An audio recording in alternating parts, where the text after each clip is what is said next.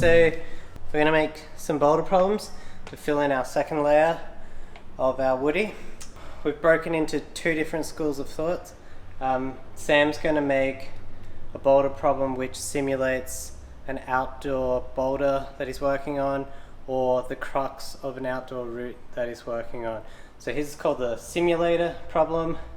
Mine is called the weakness problem. So I'm making a boulder problem that should help me work on something that I'm really bad at. So in this case, I've gone for slopers.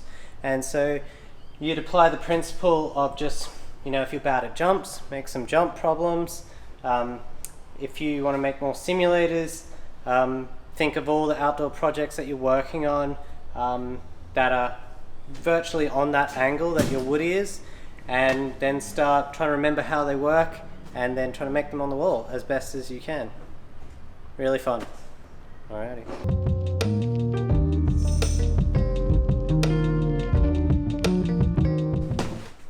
Alright, let's go see what we both made for the woody. So we look at your one first. Start mine?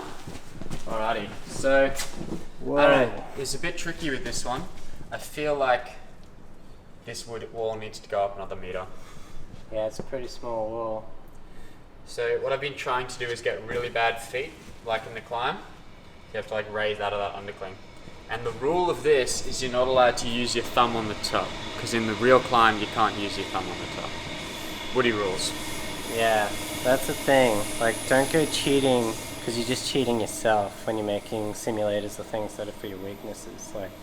Try to climb it with a specific way. It's not so much about the problem solving anymore, as much as working that particular weakness or move. Yeah, cool. Let's have a feel. Start here. Man, those feet are terrible. You drive into here. No thumb. Get that thumb out of there. Oh my goodness. I'm watching. Wow, that's really hard then. I use my thumbs for everything. And then you just fly over for that. Yeah. Oh. It's pretty good. Pretty pleasant compared to mine, I reckon. I just picked the coolest looking new slopers we had, and if there's some kind of classification of worse than sloper, I think these are it. These are more than slopey. This is sloper with a double P. So I'm pretty worried it's just not really a thing, but anyway, we'll start down here. Probably try to cross onto this one, tap to the arete. The arete was my friend here. Changing that angle just made a better hold, and hopefully bump. And then really the demon is using these two, working out some kind of foot wizardry, and then trying to go out to this jug here. I think if you really wanted to, because the wall's so short, you could maybe just try and launch for that end hold, but that's not really what it's about. It's about trying to work on hard slopers, so don't go cheating yourself. Yeah, what do you think, Sam? Well, it looks slopey. I'm excited to give it a go. Yeah, so from here we'd probably warm up thoroughly. We'd give them a test, see that we can't do them, but maybe we can hold some positions. If you can hold a position, you can learn to start to generate power or force out of that position. So that's a pretty good indicator of whether you can actually work to something. If you can't hold the position with the assistance of someone like a friend or climbing into that position, that's a pretty good general indicator that it might be a bit too far in the future. So we'll climb them, see whether we think they're a thing for us. Maybe they're not a thing, so maybe we'll change a hold out or a couple of holds. Or this might be too hard for me, but it might be good for Sam, so we'd leave it anyway. Cool. Let's get climbing.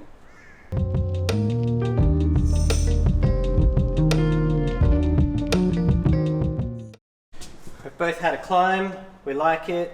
It's a little bit too cruxy though. That means that the hardest part is just in one spot, which is the last part. So our aim is to try, and in this case, keep the ending hard but make the start a little bit harder too, so that we don't feel like we're always just climbing this easy start to one really hard move. So we've got some ideas on how to tweak that. We might drop this sloper further down to make better position when you're on these two slopers with your feet. And then we might get rid of this one so that the sloper just becomes holding the arete off the start. So harder hand than this one. And then see how we go from there.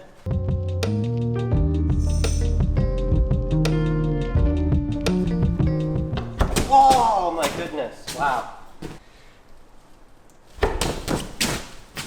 That foot is a little bad. Get some rubber on there. It is a thing with rubber. You're climbing on leather right now. Yeah. Just a bit of the issue. Maybe you need to tweak it for your leather. Depends what you're going to climb on. Cool, and then once we're on here, this one's obviously better. No thumb. And push. No, I see what you're doing. That's hard. Let's try this guy. Yep.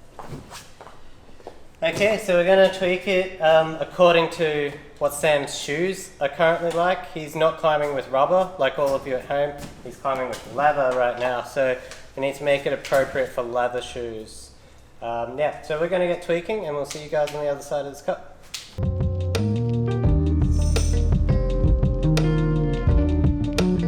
So we just had our first session setting some boulders for the woody. So two things that we did were one boulder which was to focus on one of my climbing weaknesses, which is slopers, and another thing we did was Sam set a simulator of an outdoor crux. So the crux for that he set was the middle of a route in the Blue Mountains called Baker's Dozen. I didn't stick the orange, Sam did stick it. So that gives me encouragement to know that it can go if I train a bit and keep working that problem. So that's even more affirmation to keep it on the wall. Bit of like competitiveness is good in that regard.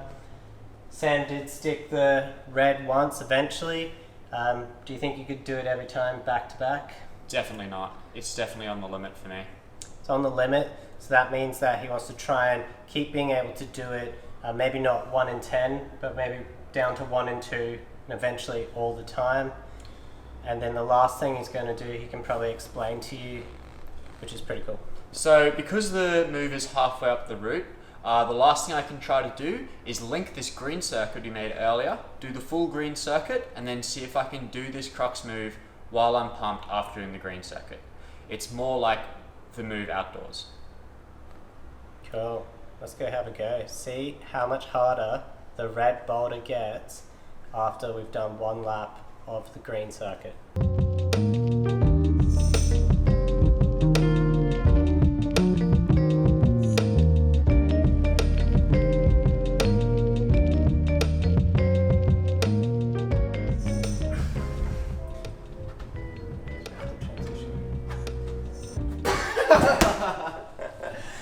Oh, that didn't go so well. Pump proven. Well, I think it went, obviously, quite poorly. I did not do very well on the move, but I think it's a good sign that there's a lot of improvement I can do on figuring out the move and then being able to do it while I'm pumped. It's usually a pretty good indicator that your power is like quite up as well, and that your endurance is Useless. like doing nothing really. Yeah, no recovery in the system at all. Yeah, a few more things just to touch on. That were really important was that to keep screwing, make sure those holds are screwed, chalk them before you test them, because they can be really slippery, especially if you've got new holds. Also, make sure that you're talking with the other people that are using the woody as you, if you need to move holds around. It's a good etiquette. And we were really careful, try not to, when you place the next layer of holds, to block any of the holds that were previously put onto the wall. If that makes sense. So we did a pretty good job, I think, at that. So coming up next is the most complicated, random, but beautiful part of setting a woody, which is filling in the gaps. So once we've got our circuits and our long-term boulder projects on the wall, we need to try and fill the rest of our holds through the wall. Yeah, it's actually quite tricky to do it quite well. It can take you a few goes to get it right, depending on what you're looking for. you.